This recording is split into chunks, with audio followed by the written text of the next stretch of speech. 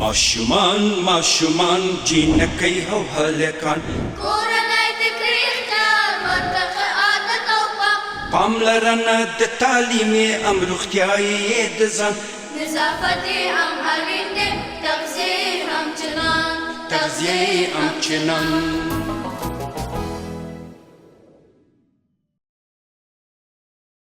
دلوی او پاک الله په سپیڅلي نامه د زلا ټلویزیون قدرمن لیدونکو او د رادیو درنو اوریدونکو سلامونه او نیکی هیله مې منئ خدای دې وکړي چې ټول به روغ جوړ خوشاله او سوکاله به یاست او د ژوند ټولې چارې به مو بریالیتوب او کامیابۍ تیریږي درنو اوریدونکو خوشبختانه وار بیا هم د رڼا په لور ګرځي مې زمدا شوه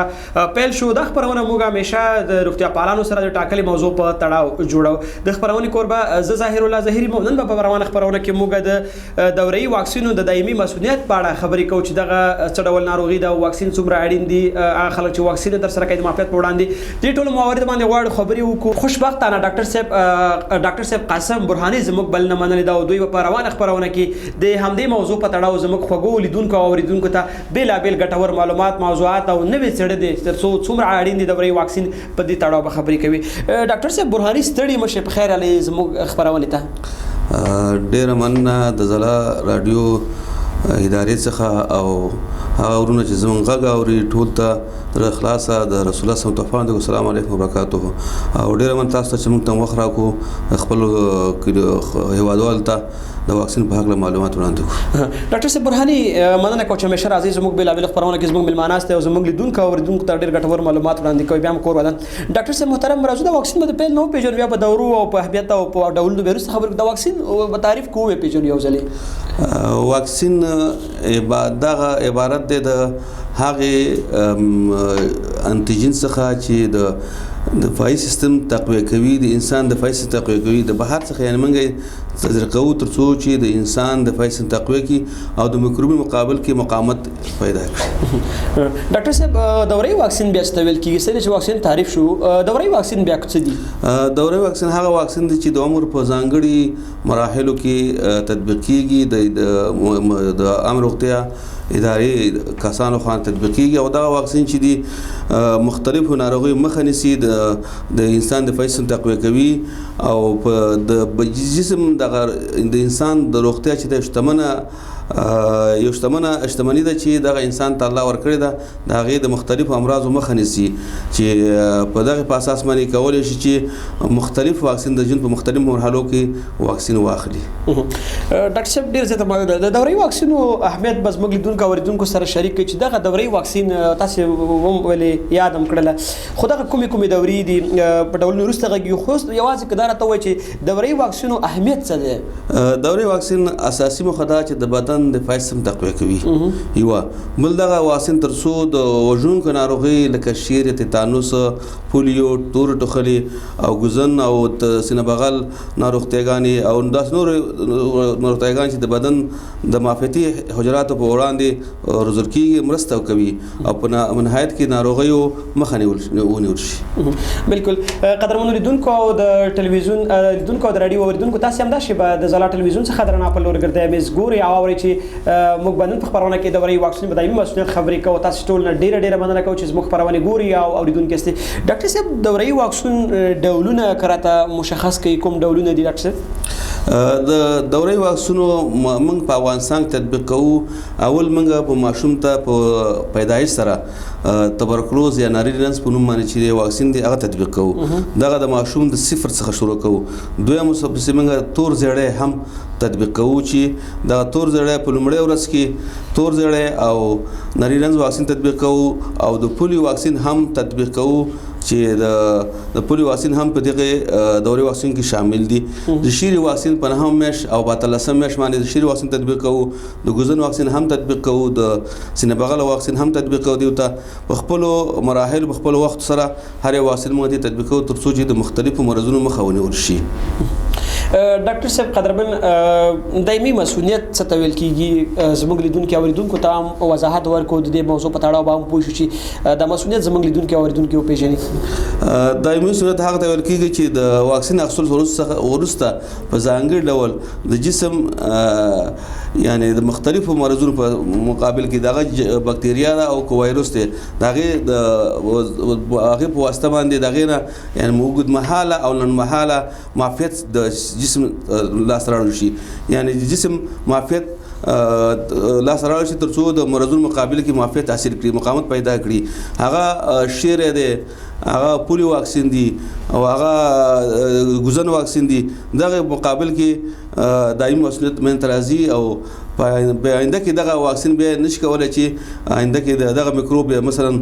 شيري واکسین د شيري واکسین چې ورته واستل شروع په اول نه همیش باندې او په 13 میش باندې دا به په دایمي تبدیلیږي لکه د پولیو واکسین چې موږ یو ورته تطبیق کړل عمر په خپل مراحلو کې دا دایمي مسؤلیت تولیدوي د جسم په حجرات کې موجودي نو دایمي مقاومت پیدا کوي به په دغه مرض په دې باندې حمله نه کوي. ډاکټر صاحب برهاني د واکسین په نه کولو په صورت کې ماشومان په لاندې وژونکو ناروغۍ اخته کیږي که تاسو دغه وژونکي ناروغۍ چې څوک واکسین تر سره کوي دا کومه ناروغۍ به وي؟ هغه زمونږ افغانستان کې ډېر خلک شته چې انکاریان دي د واکسین څخه انکار کوي او هغه مختلفو مرضونو اخته کیږي دا غي څخه اول دفتریا ده دفتریا دا غي ناروغۍ ده چې د بدن کې زهر خوروي او دا غي په واسطه باندې د جسم مختلف برخې رسیږي نو ماشوم خاص ماشوم زر تاثیر کوي د 15 کلنۍ پورې دا ماشوم د منځ شادي وشي دا واسه تطبیق نشي دا موږ باید ډیر کوشش کوو چې ماشوم ته د دفتریا واکسین تطبیق کو او یو زیاتره زموږ ورونه چې دي تیتانوس واکسین چې دغه د میکروب چې د خاورو او څارویو په مواد غیر مواد موجودي د ماسون ته انتقاليږي کله چې د تیتانوس واکسین تطبیق نکو دا هم مختلفه امراض من تراوړي مختلفه ګناګون مشکلات سره مخامخ کیږي نو باید دغه واکسین تطبیق بل تخلي را تنفسي لار نه انتقاليږي اوس په موږ تاسو په دې اوس حالات کې زموږ تاسو کو روغتون تراشي نو موږ په یو بیډ کې چې پر کټ کې دوه د ماشومان اچولې دي د تر ټوخلې دي د تر ټوخل سره مخزه دغه تنفسي سیستم په واسطه انتقاليږي اوس هوا چې دا ډیره یخه ده نو کور کې موږ تاسو غربت ډیر لرو یا موږ تاسو عادت هم نسي رواج نسي چې په یو کوټه کې بخاري لګو په نور کې نه لګو نو هغه په واسطه د مرض انتقاليږي ماشومان زه درخته کې چې هغه دفاعي سیستم ډیر ضعیف دی نو دغه په واسطه باندې دغه ټوخل انتقاليږي او زتر ماشومان موږ اوس په ټوخل اخته دي یعنی یو دغه چې واکسین تطبیق نشي نو ټوخل په واسطه باندې ماشومان زموږ په اخته کیږي دا وژونکو ناروغي ده بل تور زړه دی تور زړه چې د کتور زی تمنګ راشه دا وایروس چې دا د مور څخه ماشوم ته انتقاليږي دا د انتقاليږي څنګه ایډز انتقاليږي دا د دریو لار انتقاليږي یو د مور څخه ماشوم ته انتقاليږي بل د وینې په واسطه انتقاليږي یو چا کې تور زړه دی بل نفر ته وینه ور کوي هغه په واسطه هم انتقاليږي بل دغه تور زړه چې د سرنج په واسطه هم انتقاليږي کله چې موږ یو چا د ستنه وکړه هغه کې تور زړه دی دغه سرنج ور استعمال کو بل چاته او هلو په خوا خلکو د سرنجونه تودوبه باندې د کو پاکول او بل چا زر کول علم ډیر کم اوس موږ په لیکلي د هر سرنج باندې سنگل یوز یعنی یو کارت استعمالول شي بس بل کډر استعمال نو دغه کچې د سرنج اجازه تر ازمن ګورو معتادونه چې دي تاسو ولري هغه د سرنجونه راخلي او ځان ته په سیګان کوي ځان ته په نشي توګي کوي هغه مختلف ګناګون مرزونه منخته شوی تور زړه بکی ایډزم بکی نور مرزونه بکی ولې چې د یو څوک مخنیوي نه کوي او بلار کو څوک نه استي نو دغه په واسطه هم انتقاليږي سرنج په واسطه باندې بل د اسلام کې موږ او تاسو نن سری سره کاله مخکې الله پاک حرام کړ زنا په واسطه هم دا انتقاليږي او یا د کوروالي په واسطه هم انتقاليږي په اروپای ټولنه کې اوس ثابت شول چې یاره زنا حرام ده یعنی زنا اسلام مخکې حرام کړی و حکمت اوس ته معلومات ولګیدو چې د څه حکمت ده اوس پیښو چې حکمت ده دا چې یو مرض بل ته انتقاليږي مختلف مرزونه پیدا کوي هغه ایډز انتقالي او زړه انتقالي هغه په واسطه باندې هم دا انتقاليږي ځکه چې دا مرض ډیر وژونکی مرض دی یعنی د څه مرض دی چې نه سړی وجني او نه سړی ژوند پات کیږي دغه سه حالت ایډز سره سره مخامخي په دغه په واسطه هم انتقاليږي د په واسطه انتقاليږي چې ته څوک په کور کور کې یو ځای ډوډۍ وخوري په دې نه انتقالېږي، که یو ځای اوبه وڅښي په یو ګیلاس باندې باندې نه انتقالېږي، که یو ځای روغبړ وکړي په دې نه انتقالېږي، که یو ځای جومات کې ودرېږي منځو کې نه انتقالېږي، که په یو کاسه خوراک وکړي په دې نه انتقالېږي. صرف او دغه درې لارې چې ما ویله په هغې انتقالېږي. موږ تاسو کوشش وکړو چې دغه تور زړي د استماع دغه مخه ونیسو، د انتشار مخه ونیسو ټولنه کې او په خپل کور کې په خپل کلي کې ټول ته دا عام پوهاوی وکړو او د اسلام مبارک دین په ځان عملي وکړو، بل ته او یو چې عملي کړي زمانې ځکه دغه مخه ونیول شي. په دې سره ډېر کسان کولی شي چې تور زړي څخه مخه ونیول شي. بل انفلوانزا ده. انفلوانزا ډېر خطرناک ناروغه ده چې ناروغي ده چې د دې په واسطه هم انسان دغه داسې مثال څنګه چې موږ تاسو کورونا مثال ویلو، انفلوانزا یو وایروس دی. هر څوک چې په اوله کې انفلوانزا اخته شي نو کوشش دی وکړي چې د ګرم مایع څخه استفاده وکړي. هغه مشروبات، ګرم مشروبات لکه تودې اوبه شولو، سوپ شولو، تور چای شولو، جوشانده شوله، استراحت دی وکړي. نو دوا نه استعمالوي، که هغه ګولۍ او که شربتي دوا د ماشوم یې خپل غټ سړی نه استعمال تر څو چې دا استراحت وکړي د انفلوانزا وایروس په خپل ختميږي. که به وخت دوامدار شو بکتریا ته اوړي به کولای شي چې د مختلفو علاجونو څخه شروع وکړي. نو هغه څوک چې واکسین نه کوي په انفلوانزا اخته کیږي، او هغه څوک چې واکسین نه کوي هغه په سینه بغل اخته کیږي. سینه بغل چې دی یو خطرناک ناروغي ده د ماشومانو کې او په دې هر موسم سره خپل یې په جمی کې او بيخي خطرناک ده. ډېر ماشومان زموږ په سینه بغل اخته دي او که چې د واکسین وشي نو مختلفو حالات سره مخامخ کیږي، حتی د مرګ ګواښ هم ورته کیږي. ځکه چې سینه بغل څو قسمه دي او څو انواع دي، به موږ به کاغذ ته ولاړ شو ډېر وخت نیسي. زموږ کله په ورشه لک په بحث سینه بغل ارای ډېر مهمه موضوع ده. سینه بغل نو موږ کوشش وکړو چې موږ د خويندو د خواهش داري چې سینه بغل ماشومان باید په سړی هوا څخه وساتي، ماشومان ته یې خو ورنه کی، کوشش تودو بل استعمال ډېر وکړي، بل ماشومان ګرم وساتي او ګرم خواړه تیار کړي. ځکه د اوس وخت کې چې د ګرم خواړه تیار کړي نو په خپل ماشوم وقایه ده، او وقایه حدیث کې راځي رسول الله صلی الله علیه وسلم فرمایي الوقایه خیر من العلاج، یعنی بهتر د علاج څخه وقایه ده. چې موږ تاسو وقایه وکړو، که موږ چې د وقایه ونه کوو موږ خويندې وقایه ونه کړي، ماشوم ګرمونه ساتي، ماشوم ګرم خواړه ورنه کی او ګرم لباس توانه غوندي، هغه لباس ډبل لباس توانه غوندي، نو شاید چې سینه بغل اخته شي. به سینه بغل چې موږ به مختلفو کټګوري تقسیمو، یو شدید سینه بغل له، یو متوسط سینه بغل له، یو ډېر شدید سینه بغل له. نو که چې ته شدید سینه بغل باندې اخته شي نو موږ اول کوشش کوو چې دغه د ماشوم ته د مایعات ګرم مایعات دغه کوهریات وکړو او دې ته یعنی د او خولې لار دوا ورکو. که چې ته متوسط سینه بغل شي هم موږ کوشش کوو چې دغه ماشوم په کور کې معالجه کوو، ډاکټر ته ویسو کور کې معالجه کوو. که ډېر شدید سینه بغلي به موږ هغه بستر کوو او بستر بل حل لار نه لري تر څو چې د ماشوم معافیت به تحصیل کړي. واکسین کنه یو واکسین واخلي، د واکسین مرحله په وخت وو او که واکسین مخه وخت تیر شو موږ هغه خپل علاج نه نیسو تر څو چې د ماشوم سینه بغل خپل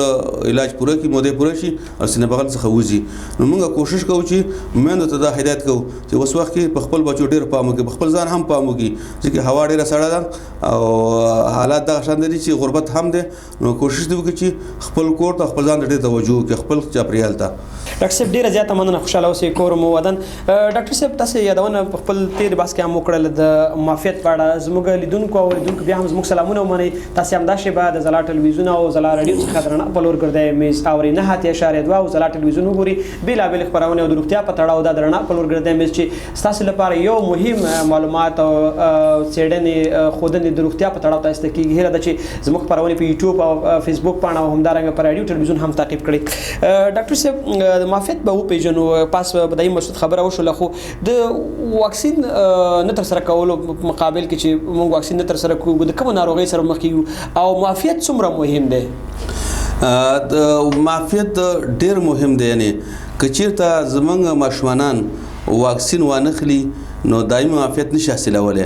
کېدای شي دغه واکسین لکه شیرې، که چېرته د شیرې مقابل کې واکسین وانخلي کېدای شي د واکسین شیرې په دې باندې دوره راشي او د داسې حالات کې راشي دا جسم ضعیف وي او له منځه یوسي. نو موږ کوشش کوو چې ټول ورونو ته دا خواهش کوو چې واکسین په خپل وخت سره باید واخلي او مور ته هم دا هدایت کوو چې واکسین ماشوم څو چې واکسین ټیم ورځي باید ماشومان خپل واکسین ټیم ته ورولي ترڅو واکسین خپل وخت سره واخلي مثلا شری واکسین شروع د ګوزن واکسین شروع د ګوزن واکسین باید خپل سره وخت سره واخلي لکه د پولیو واکسین چې د پولیو واکسین دایمي معافیت لاس ته منځ راوړي باید کوشش وکړي چې هغه خپل وخت سره خپل حالات او زمان سره باید واکسین واخلي ترڅو چې دایمي معافیت څخه دایمي ګوزن څخه وساتل شي لکه دا پولیو واکسین چې توانخلي نو زموږ ماشومان د مختلفو معافیت د حالت سره مخامخ کیږي چې د ګوزنو وهل نو بیا دغه علاج نه لري د پولیو واکسین علاج دغه 2 ساعت کې واکسین دي د دې نور څه نشته خو کوشش دی وکړي چې خپل ماشومان او خپل ماحول پاک وساتي او وقایه ولوي ځکه چې دغه ماحول چې دا واکسین چې دی د چټلیو څخه منځ راځي او که چې زموږ ماحول چټل وي میکروب کې ډیر وي شاید دا واکسین تاثیر وکړي او هغه واکسین د پولیو وایروس چې الته تکثر کې زیات شي او هغه په واسطه د خولې لار نه انتقالي کلمو ته او دا منځ راځي انسان فلج کوي چې فلج شو دایمي فلج شروع وي اكو واکسین واصل دایمي عافیت دی به دایمي عافیت ان عمر پر بدا ان شاء الله خي اكو چې دوای نسل نو دایمي فلج دی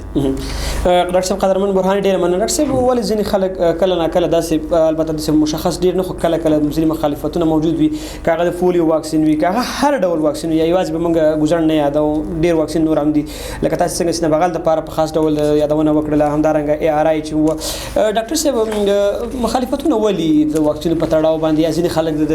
خپل لټۍ له وجې نه چې دا دوري واکسین ډیر مهم دی هغه پرې دی کور ته ټیم راشي پولیو هم یاد کو بیا واکسین نه کوي دوی د سوي چې دا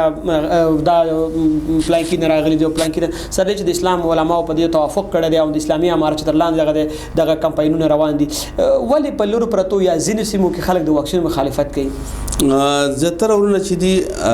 دلته زین عقیدوي دغه کوي چې دا عقیده لري چې دا واکسین چې دی دا چې نه جوړ شوی دی او څنګه جوړ شوی دی قصه شک د خپل دماغ کې اړه راړي او چې دا واکسین چې دا د غلط تعبیرونه کوي یعنی چې دا راغی څخه جوړ شوی دی او دا موږ نه خپل بچو ته نه کوو حالانکه چې هغه خپل بچو ته کوي خو نور خلک ته نه پریدي ځکه چې دیو ته د بل چارخانه دی باندې فشار دی او نو غواړي چې دلته دا واکسین تطبیق شي نو غواړي چې دلته یو قسم ګډوډي رامنځته کی دا ګډوډي مختلف دی او عقیده لري مخکې حتی په جمهوریت کې هم دیو د واکسینو د مخه نیوله خو به عام په هاوی د پر عام په هاوی وشلو ذهنونه اخلاص شلو زترونه د څه دغه شلو منه شلو یعنی او په خپل یو منه چې موږ صحوه شو یستو خو اوس هم د ځینې کسان شته او د لپاره حل لار دار چې موږ عام په هاوی زیات کو او کور په کور واکسینو کو د مختلفو لارو نه د امامان چې د منبر د لارې نه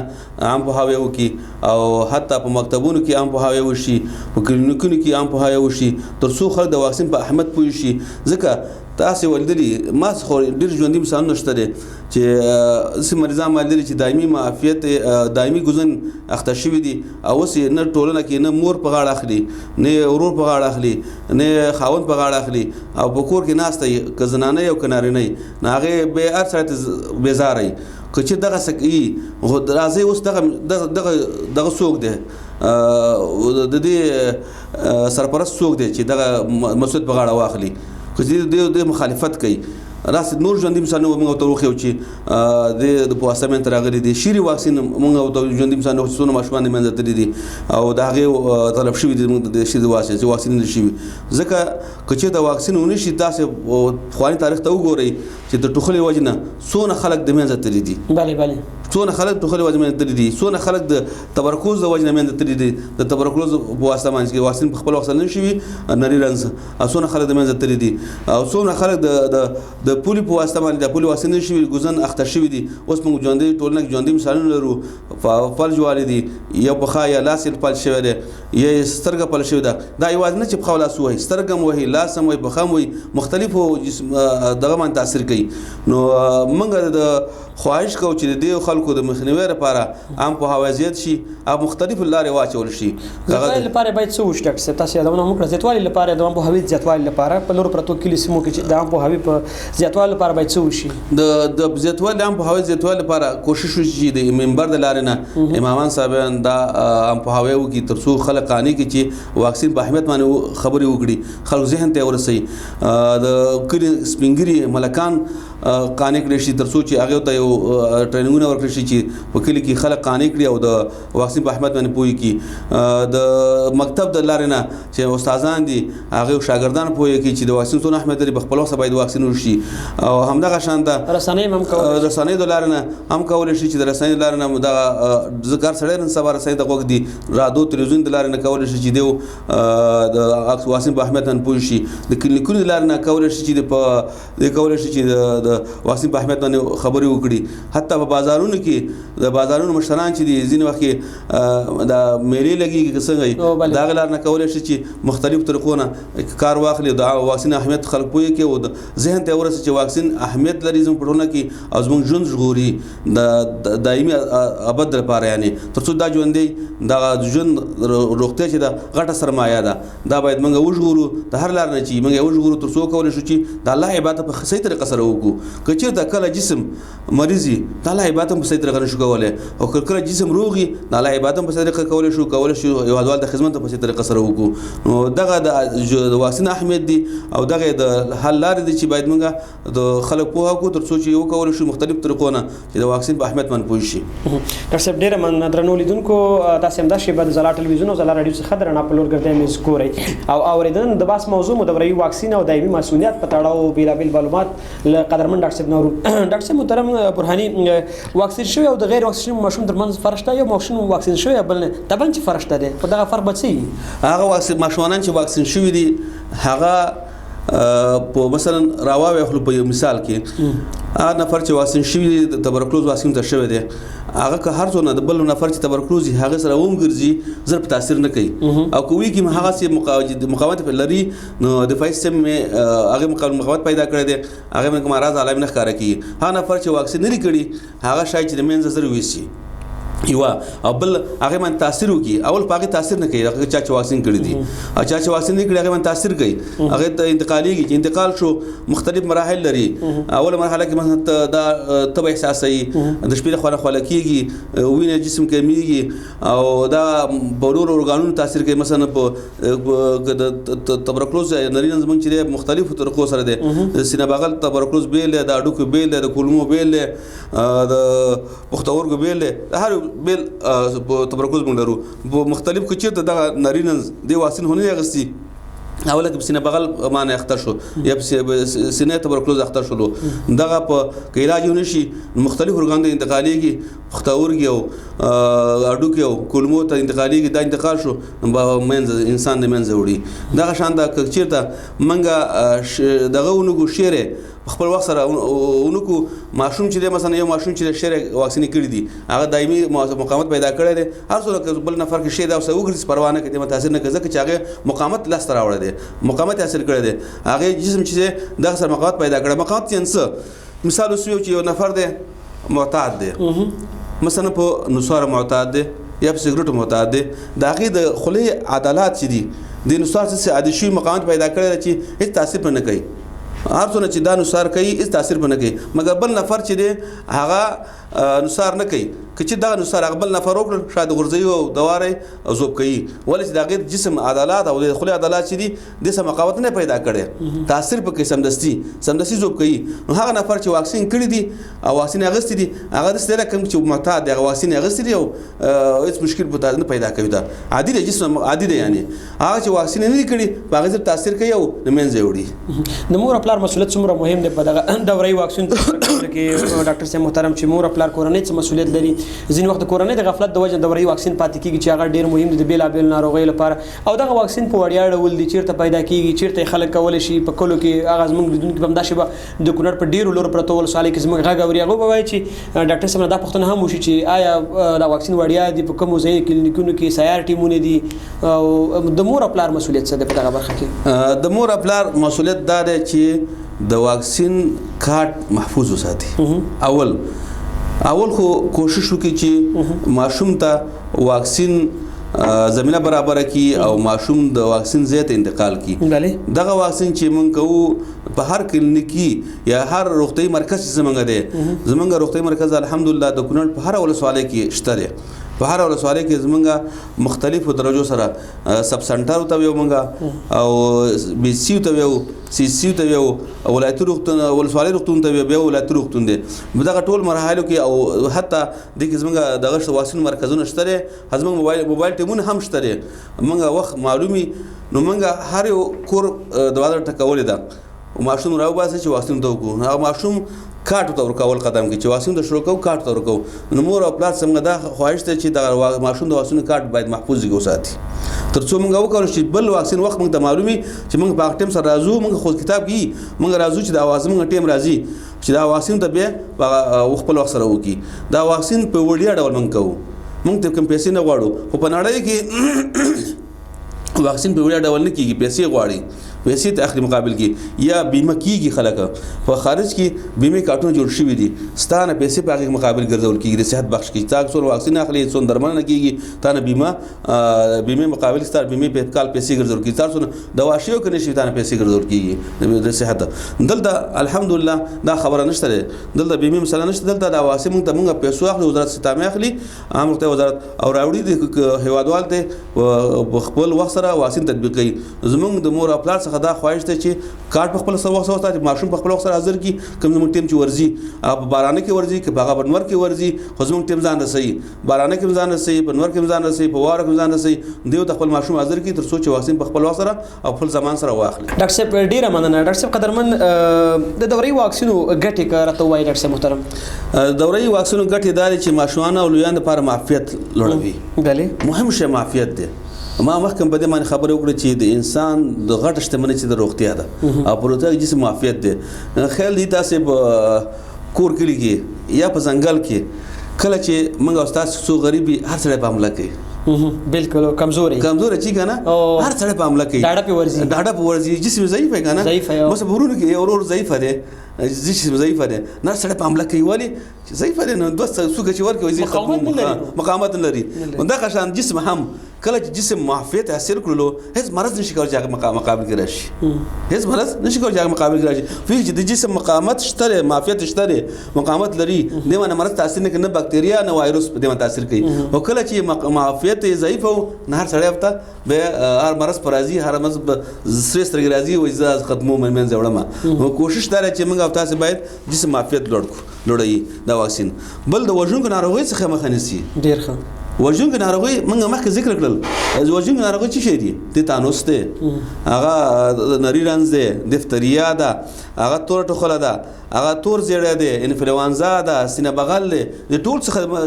د وژونکو ناروغي څخه مخه نیسي دا ټول دا څوک نیسي دا واکسین نیسي اول چې کوي دفاعي سیستم لوړوي دویم د وژونکو ناروغي څخه مخه نیسي دریم دغه ناروغي مخنیوي کوي او واکسینونه ډېر خطرناک ناروغي مخنیوي کوي خطرناک څه شروع د بهر په وخت خطرناک دي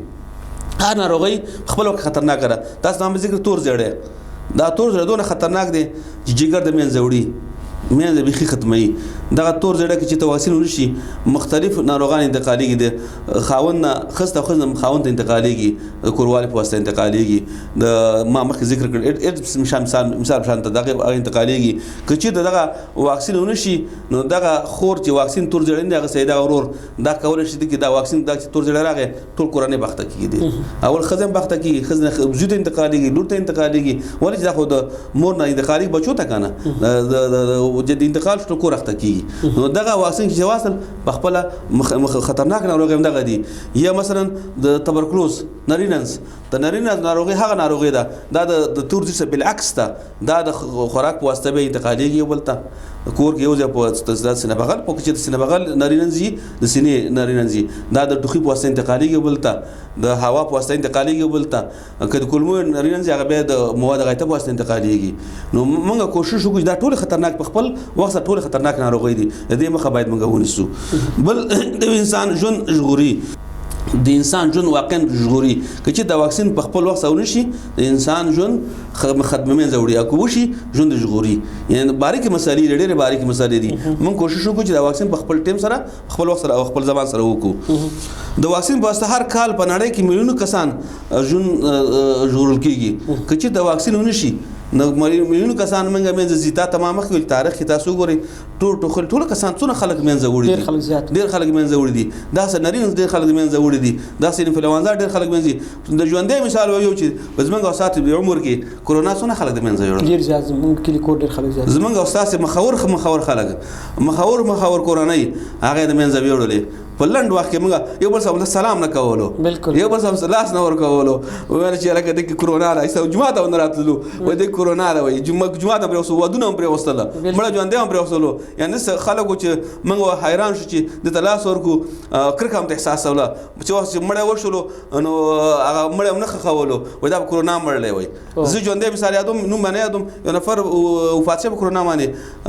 هغه خولو خپل بچوي په خاخې باندې خول بلچو باندې نو په دې خاطر باندې دغه ناروغي چې دي مختلفو انسانان ژغورل دي چې د واکسین په خپل ټیم سره وشي کوونه شي نو مختلف خلک د منځ وړي بل د درمنې او آسان لار ده دا ډیر آسان لار ده واکسین چې درمنې په خپل ټیم سره وشي دا واکسین وشي په خپل وخت سره آسان لار ده او بل مهم ټکی دا واکسین په هر ځای کې په هر ځای کې پیدا کیږي او په وړ ډول پیدا کیږي ډاکټر صاحب قدرمن ډیره مننه چې زموږ پرون ته راغلی په روستیو کې مو زموږ لیدونکو او اوریدونکو ته لنډ پیغام څه دی په بخیل ځکه وخت پای تر رسیدل تخنیکی همکاران اشاره کوي زما پیغام د اوریدونکو ته دا دی چې کوشش دی وکړي چې خپل بچي خپل ټولنه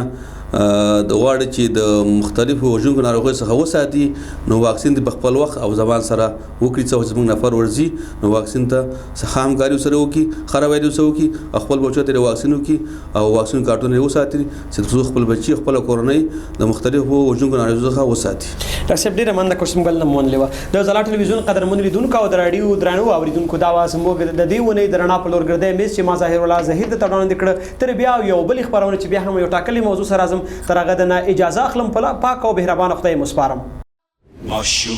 ماشومان جنکی او هلکان کورنۍ د کریختار منطقه عادت او پاملرنه د تعلیم ام روغتیايي د ځان نظافت هم اړین دی تغذیه هم چنان